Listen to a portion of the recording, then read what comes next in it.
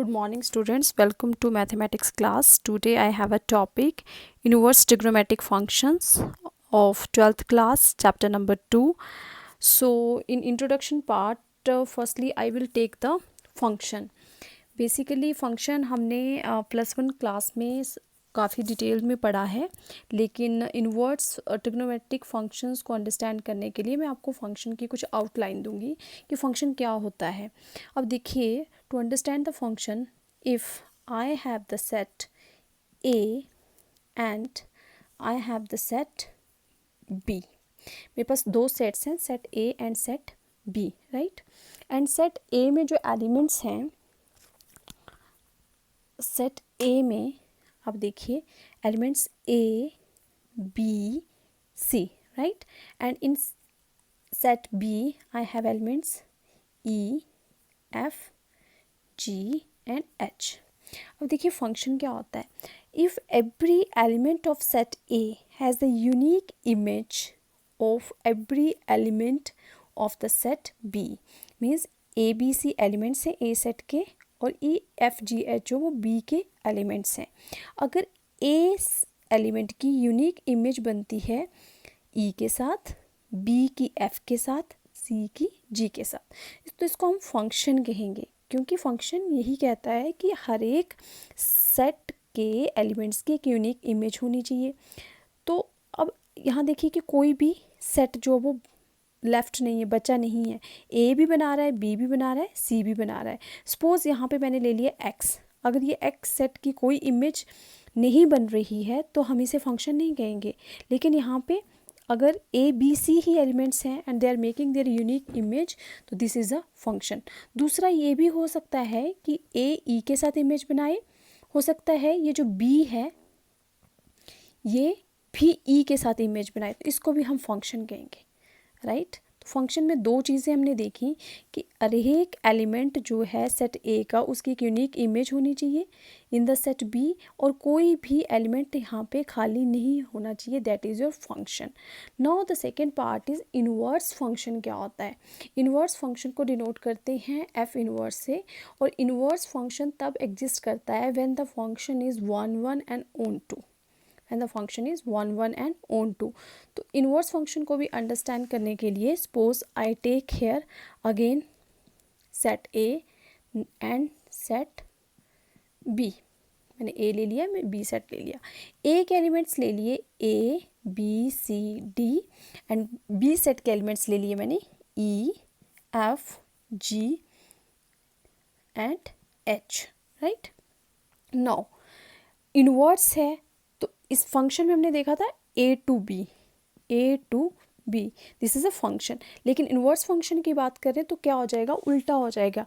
Means this is function B to A, ये function जा रहा है बी टू ए।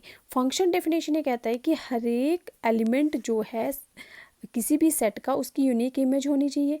अब सपोज ई की इमेज ए, एफ की बी, जी की सी, एच की डी, यूनिक इमेज बना रहा है, और कोई भी एलिमेंट यहाँ पे खाली नहीं है, सभी एलिमेंट जो वो इन्वॉल्व हैं। तो इन्वर्स फंक्शन वो फंक्शन होता है जहाँ 1 1 की कंडीशन फुलफिल्ड हो, ओन 2 भी फुलफिल्ड हो।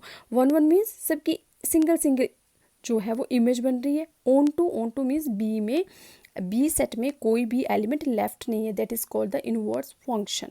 Now the topic is inverse trigonometric functions. Trigonometric functions हमने +1 में पढ़ा है, और ट्रिग्नोमेट्रिक फंक्शंस जिसमें मीन्स ट्रिग्नोमेट्रिक फंक्शंस इन्वॉल्व होते हैं sine, cos, cosec, sec, tan, cot, right. Inverse trigonometric functions में इन्हीं ट्रिग्नोमेट्रिक फंक्शंस को हम इन्वर्स इनका इन्वर्स कर देंगे। अब स्टूडेंट्स ऐसा है कि जो 11th क्लास में we studied the trigonometric functions are not 1 1 and on 2 over their natural domains and ranges, and hence their inverse do not exist। ये हमने स्टडी किया है +1 के कि उनका इन्वर्स फंक्शन एग्जिस्ट नहीं करता है। अगर इन्वर्स एग्जिस्ट नहीं करता है ट्रिग्नोमेट्रिक फंक्शंस का, तो लेकिन टॉपिक है हमारा इन्वर्स ट्रिग्नोमेट्रिक फंक्शंस, तो उनके जो नेचुरल बिहेवियर है वहाँ पे इन्वर्स एग्जिस्ट नहीं करता है, लेकिन इनकी डोमेन्स एंड रेंजेस जो हैं उनको रिस्ट्रिक्ट करके हम इन्वर्स फंक्शन एग्जिस्ट करवाते हैं। अब उसमें क्या करेंगे कि कुछ जो फंक्शंस हैं साइन कोस कोसेक उनकी रेंजेस को डोमेन्स को रिस्ट्रिक्ट करेंगे और ग्राफिकल रिप्रेजेंटेशन से हम उनको शो करेंगे। मींस लाइक जैसे प्रिंसिपल वैल्यू ब्रांचेस की बात करें तो ये जो टेबल है इसमें हमने क्या किया है, साइन इनवर्स के रेंज को या रेंज बोलिए प्रिंसिपल वैल्यू ब्रांचेस बोलिए, जैसे -π/2 एंड π/2 है साइन इनवर्स के लिए, इस इंटरवल को रिस्ट्रिक्ट किया है कि भैया इसके बीच में होगा तो इन्वर्स ट्रिग्नोमेट्रिक फंक्शन कहलाएगा, अदरवाइज़ ये इन्वर्स ट्रिग्नोमेट्रिक फंक्शन नहीं होगा। तो ये जो इसकी प्रिंसिपल वैल्यू ब्रांचेस हैं इन सारे फंक्शंस की, इसको हम लर्न कर सकते हैं और जब क्वेश्चंस करते हैं तो ऑटोमेटिकली हमें ये लर्न हो जाता है।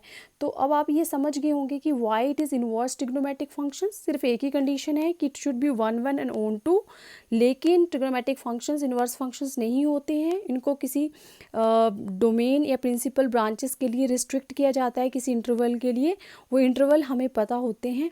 और इस तरह से इसी चैप्टर में हम नेक्स्ट इसकी प्रॉपर्टीज़ करेंगे और इसकी प्रिंसिपल वैल्यू ब्रांचेस के बेसिस पे क्वेश्चंस करेंगे। So this is all about the inverse trigonometric functions. In next video we will do the exercise.